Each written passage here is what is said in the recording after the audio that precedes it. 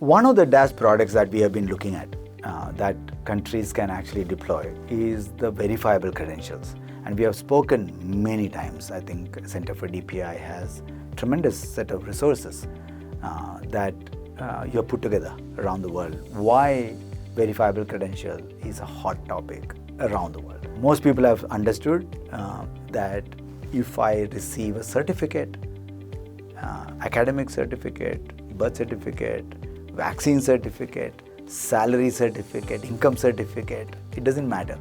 Today, these certificates are either on paper or a PDF version of the paper. Neither of them are verifiable. Why is it important to get it verified? Is that what is the use of providing these credentials or certificates back to the individuals? What is the purpose? Is that I can actually reuse it for some other purpose. So I can go to take these academic certificates and apply for a job, or I can take my income certificate and maybe my property certificate and go to a bank for a loan, right? That's a real purpose of credentials or certificates, is that reuse comes back. But unfortunately with paper or PDF, with using today's technology, it's extremely easy to fake it. I mean, it's so easy to fake it that you don't even need speciality to fake it, right? Now, the trouble that comes from the fact that you can fake paper and PDF is that the accepting party now stops trusting. Now that means if I provide my income certificate or my degree certificate or academic certificate, the overhead of verifying is actually with the accepting party. The accepting party can't verify this paper because I don't know whether it's genuine. So that means they have to do all the costly background checks, verification and all that thing before they can accept this paper for providing a service or a good. The cost of that verification, when it becomes high, it creates extreme friction in the system.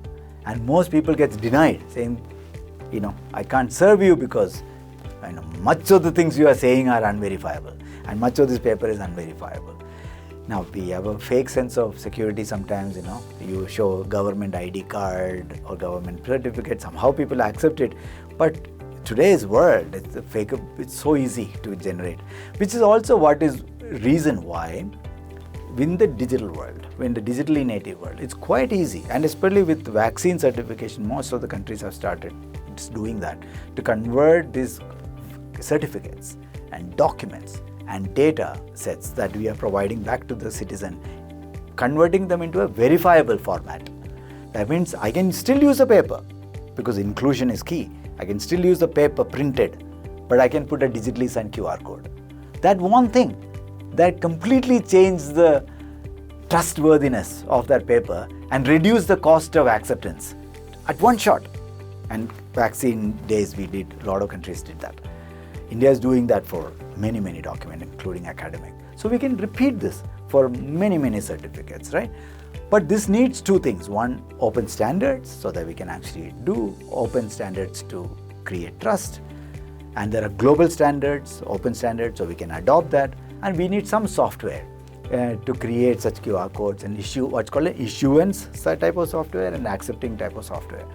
The DCS package, digital credentialing, sort of suite of DaaS products that we hope to bring it out to the countries, is providing this out of the box in one sense, of course with open source, so that countries are not hostaged in any proprietary technology at all, completely open source in the control of the country, but they can rapidly roll out their national credentialing strategy.